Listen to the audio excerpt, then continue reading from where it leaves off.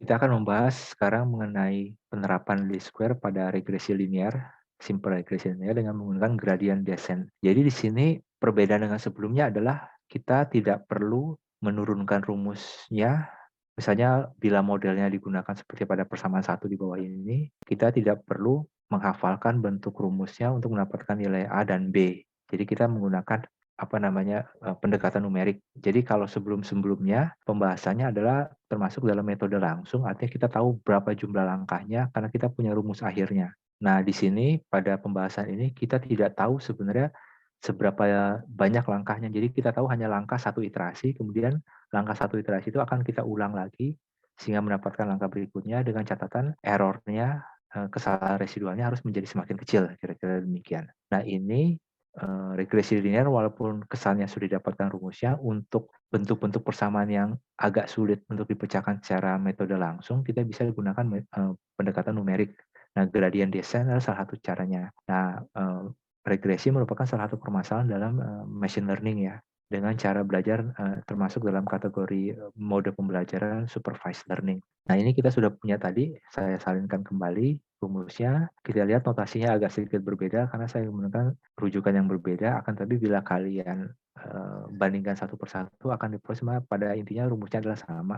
Pada pembahasan sebelumnya kita mencari ini, jadi menurunkan epsilon terhadap A, menurunkan epsilon terhadap B, kita set dua-duanya 0, kemudian kita dapatkan dua persamaan dengan dua yang tidak diketahui yaitu A dan B, terus kemudian kita substitusi sehingga kita peroleh ini, ya persamaan 2 dan 3. Jadi ini bila kita gunakan metode langsung. Nah sekarang kita tidak gunakan metode langsung, tapi kita gunakan metode iteratif ya. Jadi untuk itu kita perlu nilai awal, yaitu A, kita kurangi suatu konstanta atau laju pembelajaran namanya kalau di machine learning atau artificial neural network dari turunan do E do A. Jadi kita lihat di sini ada konsistensi ya.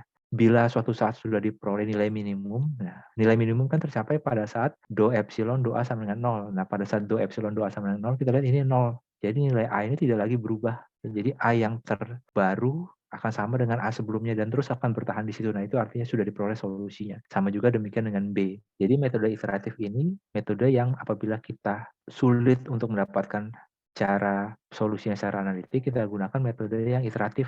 Jadi di sini kalau kalian masih ingat Newton-Raphson, di sini semua lebih tepat tuh AN plus 1 sama dengan AN kurang epsilon do A ya. Di sini juga sama. Nah, di sini akan tapi kita perlu rumusan do epsilon do A lebih dahulu. Jadi artinya kita perlu mendapatkan rumusan turunan dari ini. Turunannya bentuknya seperti apa yang sudah disampaikan sebelumnya, itu 2 kali A plus BXI minus YI kali B ya. Jadi kita lihat di sini dua-dua rumusan ini jadi walaupun kita mencari A, kita mengandung B yang juga akan dirubah. Pada saat kita mencari B, dia juga akan mengandung A yang akan kita rubah. Nah, kemudian kira-kira ilustrasinya seperti ini ya. Ini maaf, GIF-nya harus ditunggu dulu sampai. Nah, ini awalnya ditebak. Jadi A dengan B-nya berubah terus. Ini errornya.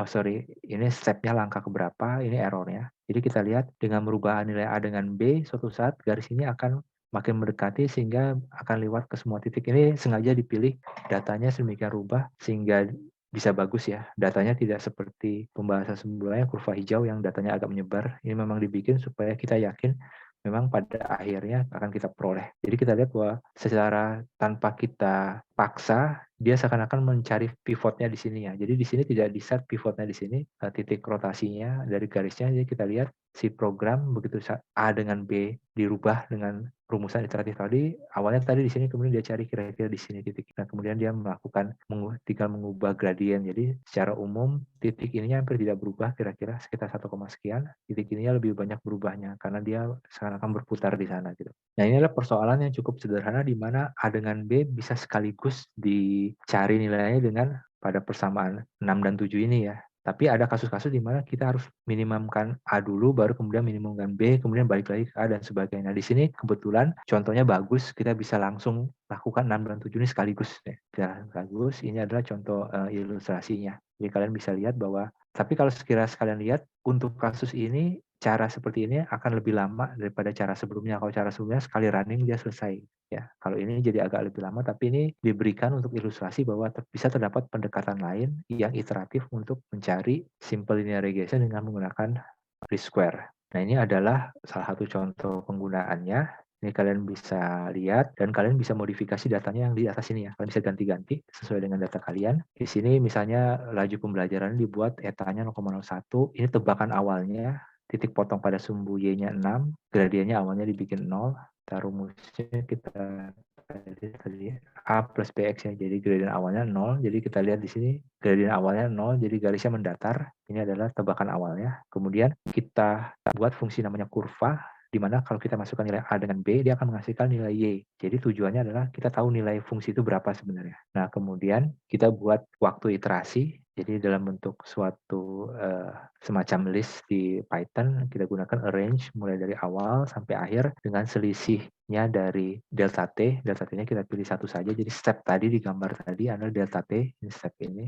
Nah, kemudian kita lakukan iterasi. Pertama kita definisikan dulu xmin, maaf ini ada dari program sebelumnya, lupa saya rubah ini. Nah, kemudian di sini ini bukan contoh program yang baik ya, karena tujuan program ini adalah untuk menghasilkan grafik ini ya. Jadi ada sedikit tambahan daripada proses animasinya yang mungkin agak sedikit mengganggu proses gradient descent untuk mencari parameter model A dan B di atas. Tapi artinya ini kalian bisa gunakan, kalian bisa jalankan sehingga kalian bisa dapatkan image seperti ini. Nah, lebih jauh bila kalian tertarik, bagian bawah ini bisa diganti dengan MP4 sehingga kalian langsung dapatkan animasi. Nah, ini adalah contoh program dalam Python yang bisa kalian gunakan untuk menghasilkan animasi. Ini kalian bisa cari di sini.